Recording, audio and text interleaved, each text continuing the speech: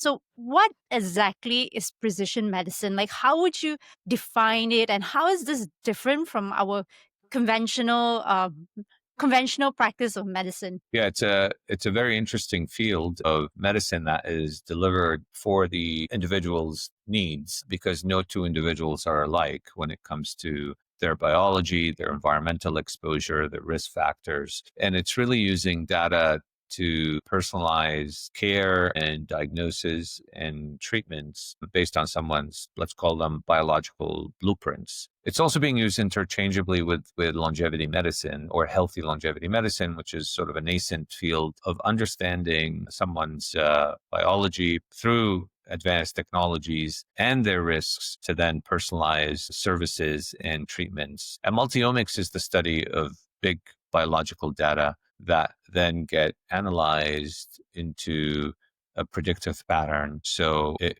may facilitate both precision medicine and healthy longevity care delivery. And I think all of these terms and fields of medicine are promising, yet early in what we hope to achieve from them, which is to prevent individuals from becoming patients in the first place through early diagnostics and predictable medicine. And we use a lot of technologies in these, let's call them subspecialties of medicine, to help uncover biomarkers and disease patterns very early on. Now, there are clinics out there that have sort of developed their models for precision health and longevity related services. And what they do is they use advanced diagnostics, biomarkers, examinations to uncover disease early. And I think that's the general theme that we're seeing in the industry today. It may obviously evolve towards other things down the road, including regenerative medicines as sort of part of the secure delivery models in those clinics. But yeah, in a nutshell,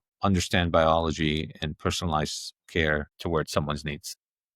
I like what you said earlier about preventive medicine is making sure that they do not become patients. Because what I remember very clearly from my training days and while I was still practicing as a doctor, if a patient comes to me and he does not have any diagnosis, he's well and he's healthy, he doesn't have hypertension, doesn't have diabetes, he's just coming to see me.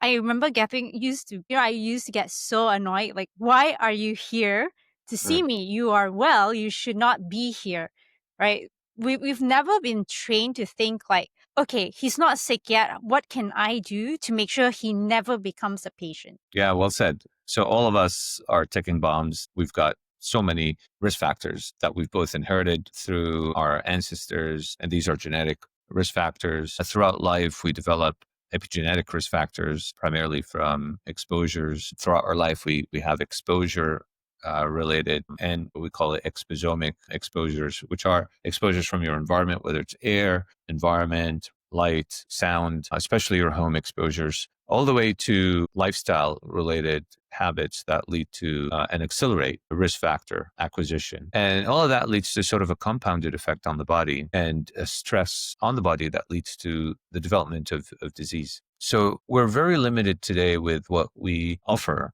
as part of our annual checkups in terms of really uncovering this sort of wellness disease spectrum biomarkers, because you really need to dig deep into someone's physiology, likely through a multi-omic approach, which is the best approach we have today in uncovering these different patterns and risk factors to really understand whether someone's healthy or not. And that may include, doing a genetic test, an epigenetic test, a comprehensive blood panel, of full body MRI, physiologic testing like VO2 max and hand grip, a full skin examination, a colonoscopy, an upper endoscopy, and you name it, probably tens of other tests needed and analyzed through an operating system that will give you an output. And these outputs are then compared to populations, assumed healthy populations, to understand whether someone is healthy or not. Let's not also forget about mental health and screening our operating system, which is the brain, for any health related conditions, including life stressors and whatnot. So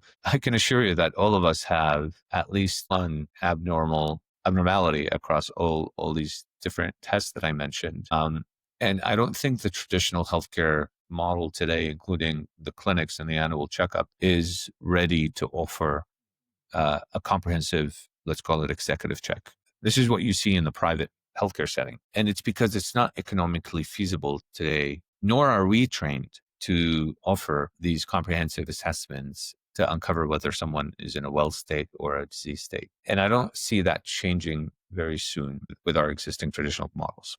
Mark your calendar for Disruptive Doctors annual conference and exhibition. It's happening the 20th and 21st of September. This conference isn't about fitting into label. It's about expanding what is possible in healthcare and reimagining the doctor's role in it. This is where forward-thinking doctors come together to drive real change in healthcare. For those who refuse to settle, this flagship event brings together doctors from diverse backgrounds to explore fresh approaches, share ideas, and connect with a community of doctors to impact healthcare differently. Remember to get your tickets on our website at disruptive-doctors.com/conference 2025. Join Disruptive Doctors. Oh, Disruptive Doctors. Impact.